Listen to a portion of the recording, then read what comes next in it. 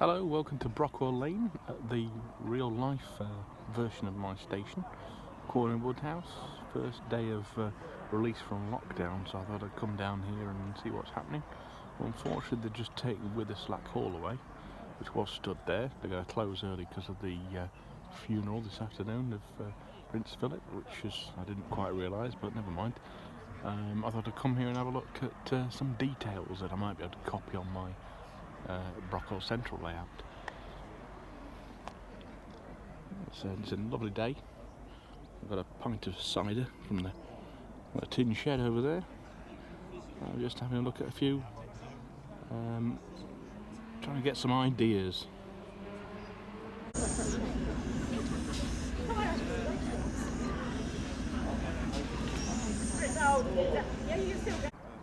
First thing I've noticed is I put the post the wrong side on my gauge there, but never mind.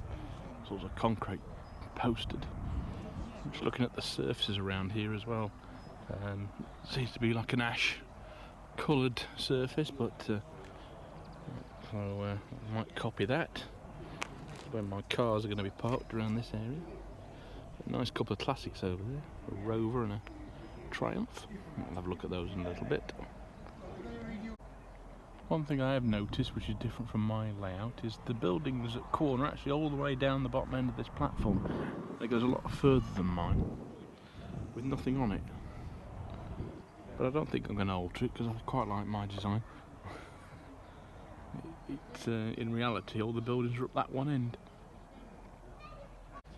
This fence is quite a good match for the one I've got, actually.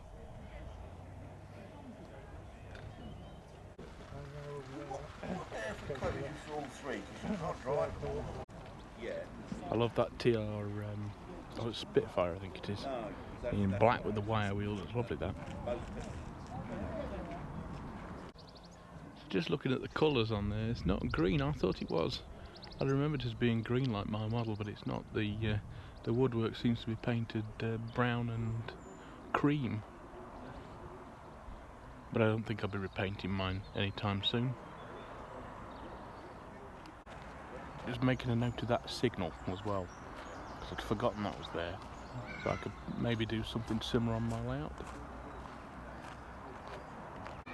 I do need to get a telephone box for that side of the platform as well. That's a nicer gate than I've got there as on my layout as well, with that red spot on it, that red circle. I might have to try and replicate that too, and also that lamp on the top. Towards the end of this platform, this is where I've got my water tower, of course. I don't know whether there's ever one here in reality, but I'm not going to recreate that crossing, because I think that's something more to do with preservation than how it used to be. So that's the goods shed, roughly about the same place I've got mine, or the remains of mine. I'll take it out to that signal at the far end as well, for trains coming from the south, to try and get something similar to that. I'm also going to look at the signal box down here as well. We've got the Morris Minor. Now I'm going to have to get a Morris Minor, I think, for my signalman, although probably in better condition than this one. Seems to be rotting away a bit. Now it is a different design to my signal box, this one. I'm going to have to see if I can get something a little bit closer to this one.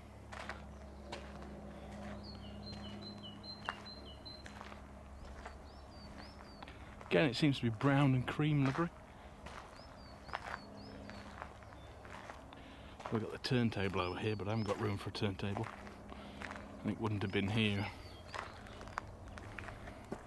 Wouldn't have be our ownership anyway. Just noticed there is another signal down there, double arm. Don't think I could probably get one of those on my layout, because that'd be on the bridge section.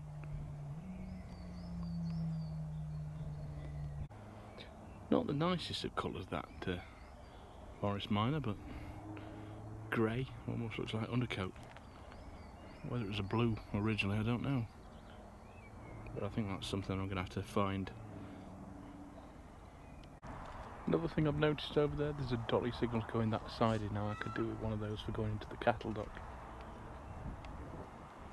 So I have to get one of those positioned. Signal one's doing something, so I think we've got a locomotive or train coming. It should be the 9F running tender first, unfortunately, but I've not seen a train for so long. Beggars can't be choosers.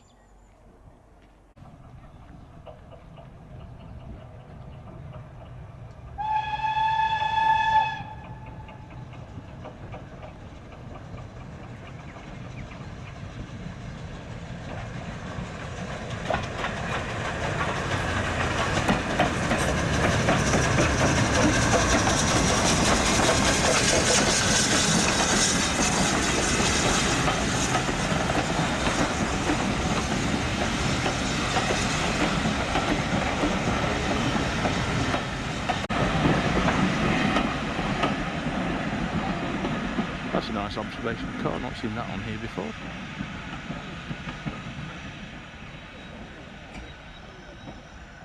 Observation saloon.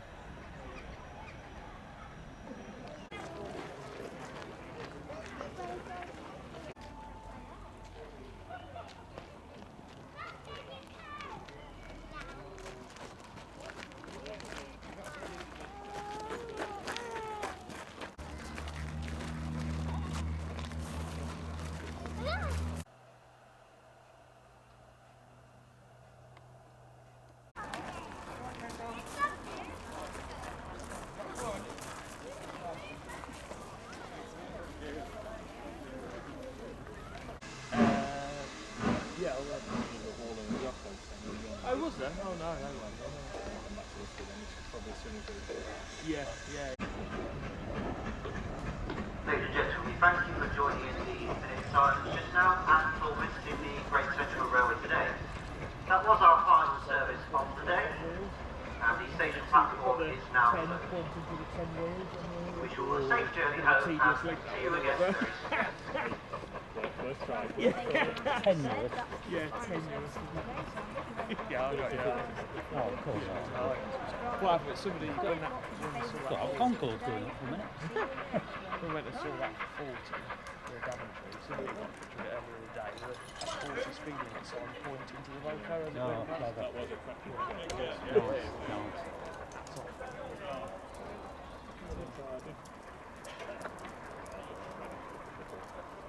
Yeah, absolutely. Well, as you might have heard there, that's the end of today's service. So back to me at the layout. Well, here we are on the layout. I've got quite a few jobs to do. First, we'll go back to my workbench to see a new engine. Here's my latest arrival. It's a Hornby Grange, Overton Grange, which I've managed to pick up on eBay for only £65. Not many people bid on this one, and I was happy to win it. I thought I'd try a steam locomotive for my new layout, seeing as it's a roundy and I can get away with tender engines a little bit more than I did before. So I'm really happy with this. It's not bad condition at all, really. I had to glue the fall plate back in the cab, which had come off, but it's a really nice model in BR green, Lake Crest. And I've ordered from 247 Developments some etched plates. I'm going to change the identity. It's going to be Goodmore Grange. These are the ones without the backing plate on, so hopefully they'll just fit over the top of the Hornby ones, and I can keep that green backing plate there. They do them with and without 247. Not all of the names, but some of them are the Great Western engines. So I'll get that renamed and renumbered. I've taken out the coal load, the plastic Hornby coal load, because I'm going to put some proper real coal in there. I always do that with my models. Other thing I bought is from Modelo, my favourite figures.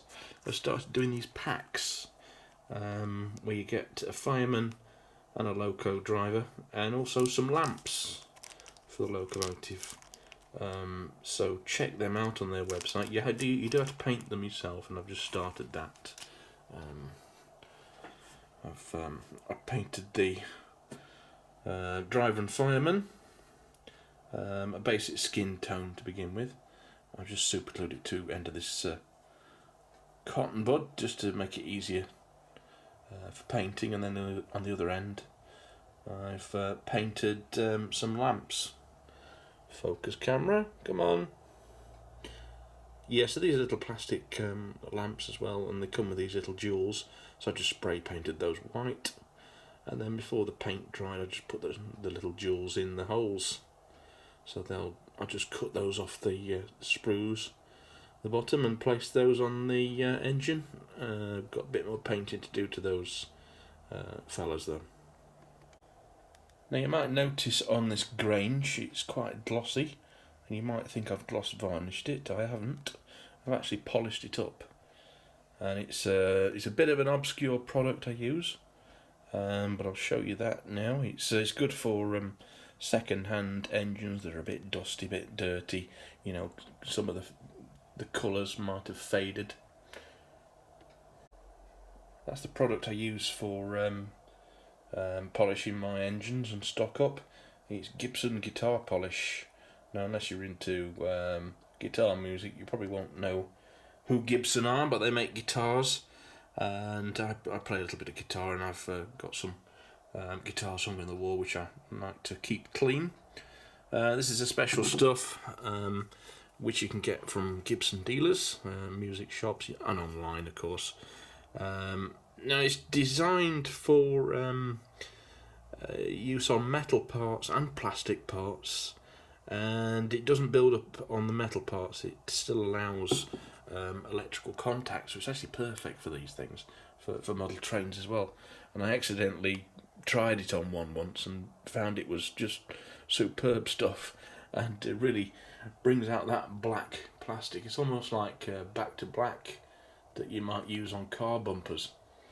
I mean, it does fade after a while and you have to reapply it, but it's fantastic stuff. I just smear it on and just leave it for an hour or so, and it comes out looking like that.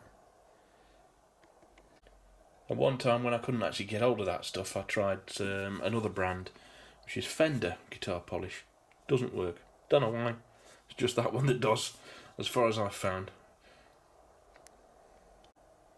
And I'll demonstrate how I use it. I was trying to find something to show you on, and the only thing I could find was this American diesel FA unit, or sorry, it's an F. I think it's an F7. Not sure. Could be an F3. But anyway, it's been in the cabinet a while. Probably needs a little bit of cleaning up. It's a bit dusty in places. So let's give it the X-Works look. And I'm just coating it on like that. And it looks a bit of a mess there, doesn't it? I just leave it for an hour, maybe 2 hours, come back to it, and it's nice and shiny and X-Works. Simple as that. Don't even worry about getting it on the wheels. It doesn't affect the running. If anything, it probably improves it. Now at this point I better put a disclaimer in first. I don't want people spraying chemicals on their expensive models and making a mess of them. This is only how I do it. If you're going to do something similar or experiment with other products, it's on your own head. So Brockwell Lane did not tell you to do this. So just about dry that front one. You can tell the difference, the roof colour, or the shine on the roof anyway. Probably not the best one to try it on because I've already weathered the under frames, so they're not going to come out the same as the black, quite as glossy. But here's a demonstration of what it looks like, if you can tell on camera. So the edge plates are now on the Grange, and also the cab side number plates. I now put those Model lamps on the front in the express position, and I've also renumbered the front number. I use transfers for that. The Fox ones are usually best, rather than the etched ones, which are very nice, but they tended to be white painted numbers, I think, rather than shiny metal, so I don't tend to use the ones provided with the etch plates. I've also put some lightning flashes, electricity warning signs, there, and on the tender as well. And I've finished painting these little figures, these Model figures, which, as expected, would not focus on. There we go. Just painted them in some denim colours and given them a brown wash just to collect in the folds in the clothings and things, and they'll get stuck in the cab now.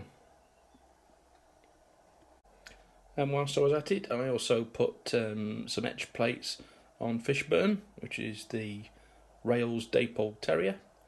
2 plates either side, and that little etch plate on the back there with W9 on, which again it won't focus on.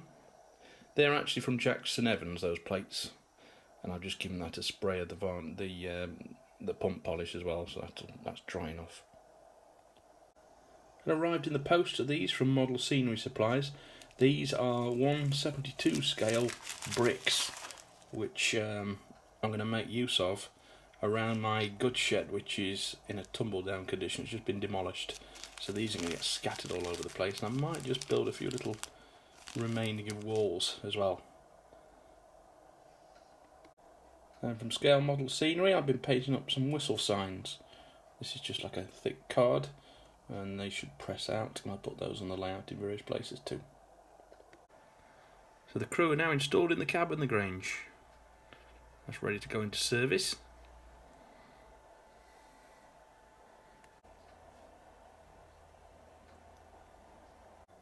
Well, I've roughly been painting with enamels the base for the goods shed that's been taken down. I painted all those little bits of balsa wood grey with some green in there to look like moss growth. Just those enamels I've used. One's a gunmetal. I might do a little bit more, but I've got to let it dry, and then I'll try and pick out some of these little walls with some orangey browny colours, and then we'll put some of those bricks on top and see how it looks. And with the same paints, similar bit over here, which is going to be the coal merchants, the base for it. A lot of this is going to get covered in static grass anyway, so it doesn't really matter how it looks, just as long as it's a decent base effect. There we go, I picked out the balsa wood bits with a sort of brick coloured paint, and then we'll have a go with some of these miniature bricks. Well, I'll sprinkle some of those bricks on top of some gravel, and when you put a bit of super glue on top to secure them, they tend to go this dark red colour. So we'll see how it dries, but it might go back to the original colour. There's a few sprinkled on top as well in the sort of pinky original colour they come in. And I put a couple of those sound whistle signs up. There's one over there as well. The rusty effect. There's even the old sign been left and bent and buckled for somebody trying to salvage and put on the wall.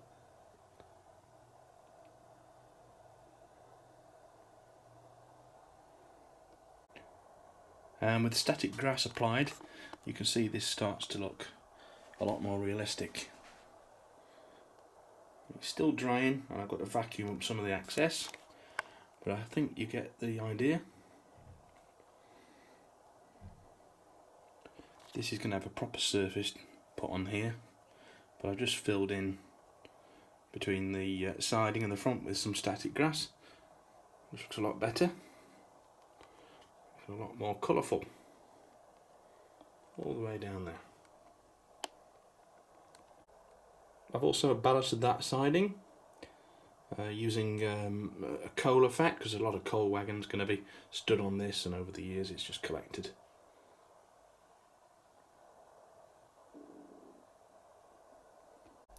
It's actually aquatic gravel in black, which I've used from a pet shop, cheaper than buying model railway coal and black ballast, and you get a lot more as well. Well, there's a bit of an overview for you, and I've run out of time again. It was Saturday yesterday when I went to the Great Centre to try and get some ideas, so I've got that to think about, and done this today, so he's back to work again. So that's a long video, a lot of variety in there. I'll see you next time. Thanks for watching. Subscribe, comment below, and I'll see you next time on Brockwell Lane. Bye bye.